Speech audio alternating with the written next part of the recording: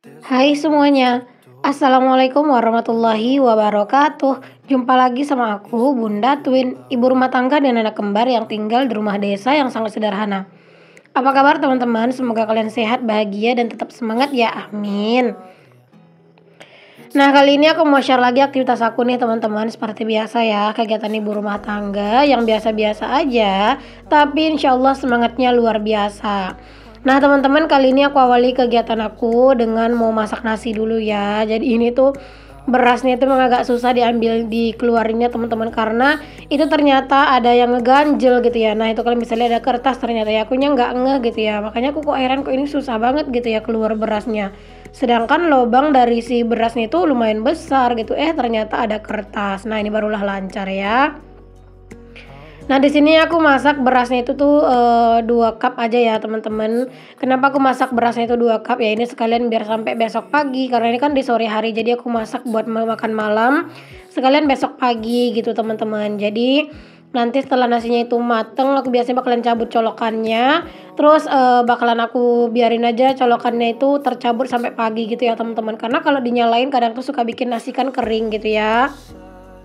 Cuman kalau magicom aku tuh sih teman-teman, walaupun dicolokin sih nggak apa-apa juga gitu ya teman-teman. Cuman aku tuh lebih seneng dicabut aja, karena pagi-pagi itu Pak suami tuh senengnya makan nasi itu makan nasi dingin teman-teman. Alhasil ya udahlah dari malam ya udah aku biasa cabutin aja untuk colokannya biar nasinya itu pagi tuh dingin, karena Pak suami tuh berangkatnya tuh kadang lebih pagi gitu loh teman-teman.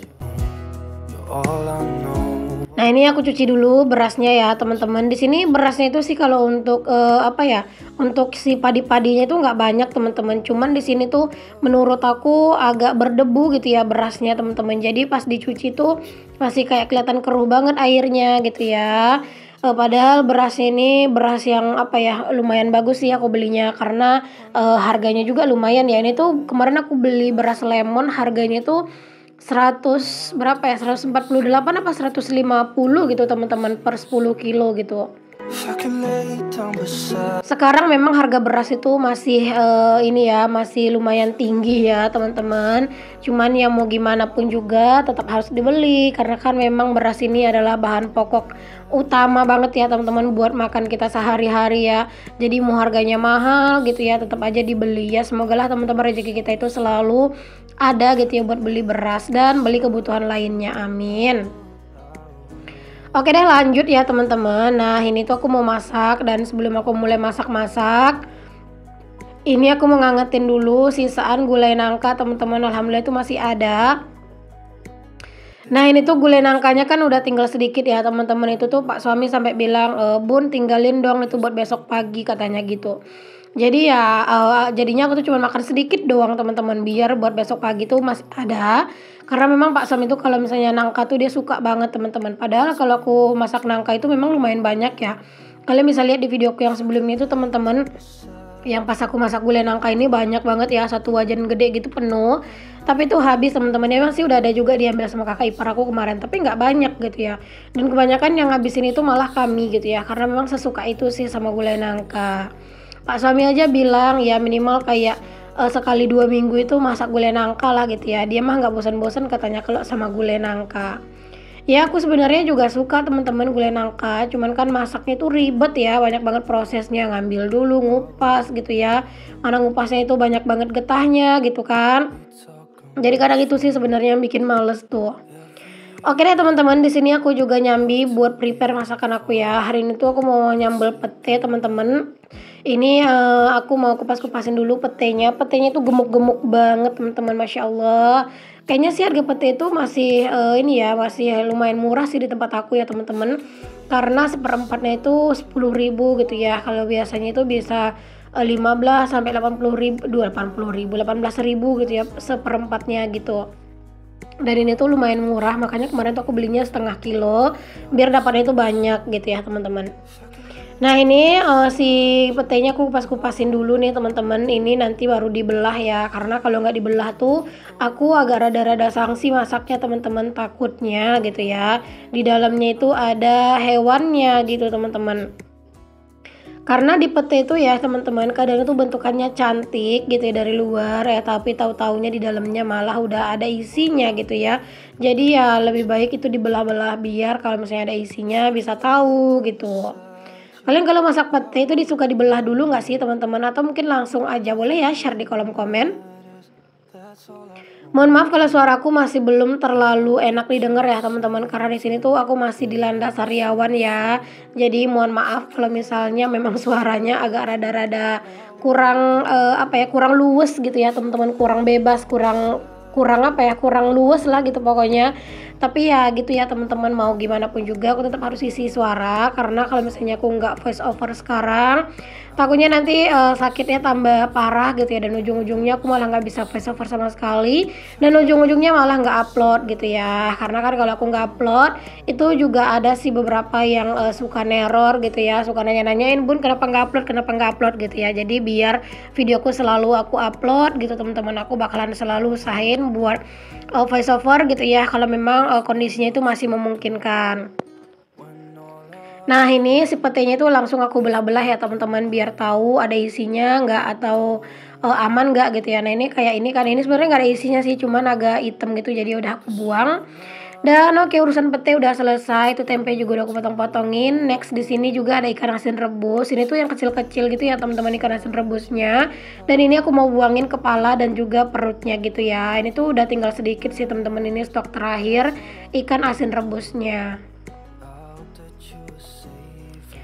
Oh iya teman-teman, kalian lagi pada apa nih teman-teman pas lagi nonton video aku? Dan video aku ini tuh udah nyampe kemana aja sih teman-teman? Boleh dong ramaikan kolom komentar aku ya. Sekarang ini komentarnya tuh udah mulai sedikit.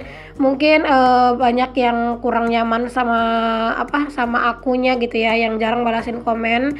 Karena ya kadang itu nggak keburu banget sih teman-teman ya. Karena kan aku juga aktif di Facebook gitu ya, belum lagi di YouTube gitu. Palingan aku tuh sempetnya ya udah sambil nyantai-nyantai scroll paling aku baca-bacain aja sih komennya. Aku tetap berharap buat kalian yang selalu rajin komen, aku benar-benar ngucapin terima kasih dan bakalan selalu rajin komen ya kaliannya. Nah teman-teman, di sini aku mau mulai masak. Tadi tuh juga ada air ya, itu aku rebus air karena memang stok air minum juga udah habis. Dan ini untuk si nangkanya tadi juga udah aku pindahin dalam wadah ya teman-teman, biar lebih plong aja gitu ya di meja kompor ini. Dan ini aku juga udah mulai buat masak ya. Ini aku dahuluin buat buat ngegoreng si tempenya. Dan ini cabenya tuh aku ulek ya teman-teman, karena memang menurut aku diulek tuh emang jauh lebih enak sih. Hanya saja kadang itu ngerasa mager gitu ya buat ngulek. Jadi mumpung lagi rajin, ya udah di sini sambalnya kita ulek biar rasanya lebih mantep. Pokoknya kalau sambelnya itu diulek tuh ya teman-teman, rasa sambelnya tuh kayak berasa keluar gitu loh, manis dari bawangnya gitu ya. Terus pedas cabenya juga lebih berasa, jadi kayak enak gitu pokoknya. Nah ini tempenya udah selesai nih teman-teman, aku goreng. Di sini lanjut aku goreng si petenya. Dan itu aku agak kaget teman-teman, karena ternyata petenya itu tadi belum terlalu kering airnya gitu ya, jadinya agak nyiprat gitu. Dan ini aku lanjutin lagi buat ngulek si cabenya yang belum selesai tadi ya. Oke, alhamdulillah udah selesai aku ngulekin cabenya. Di sini cabenya tuh mau aku langsung pindah ke dalam wadah aja ya teman-teman, biar nanti si ulekannya ini bisa langsung dibilas gitu loh teman-teman, biar ngurangin peralatan lah gitu ya teman-teman di sini, karena biar nggak sumpek aja gitu.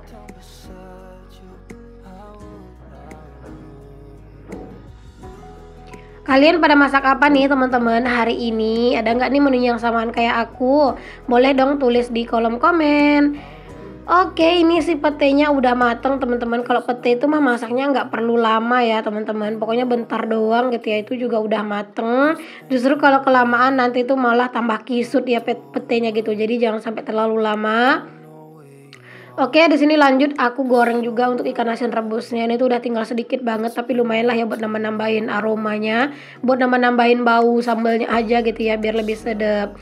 Dan ini sambalnya aku masukin, dan jangan lupa beri tambahin garam sama ditambahin micin gitu ya, atau penyedap rasa sesuai dengan selera. Kalau misalnya kalian nggak suka pakai micin atau penyedap rasa, boleh juga pakai yang ini ya teman-teman, kaldu jamur gitu.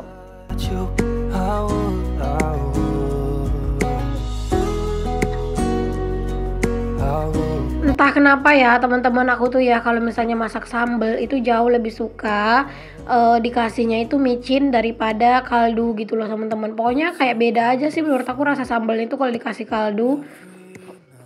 Jadi kalau misalnya masak sambal pasti dikasihnya itu micin biar lebih enak. Tapi kalau misalnya masak sayur gitu ya, atau masak yang gulai-gulai yang berkuah-berkuah gitu, kalau dikasih kaldu jamur itu sih enak-enak aja gitu. Tapi kalau misalnya sambal entah kenapa kayak ngerasa kurang cocok aja sih gitu ya di lidah teman-teman. Ada nggak sih yang samaan? Boleh ya tulis di kolom komen. Oke deh teman-teman, sambil nungguin si sambalnya itu mateng, di sini aku juga nyambi buat nyuci piring ya. Karena memang kalau nyambel itu memang kudu sabar ya teman-teman. Sabarnya itu ya sabar nungguin sambalnya itu benar-benar mateng sempurna. Dan jangan lupa apinya dikecilin karena kan di sini aku tuh nyuci piring ya, dan cucian piringnya kan lu juga lumayan gitu. Jadi jangan sampai apinya besar, takutnya nanti malah gosong gitu ya teman-teman.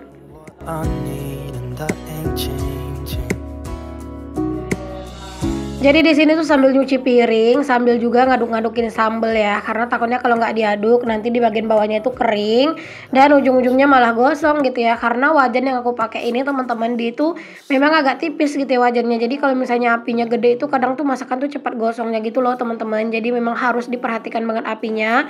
Tapi dia tuh enak teman-teman, anti lengket. Terus juga kalau masak apa-apa tuh di sini tuh lebih cepet gitu.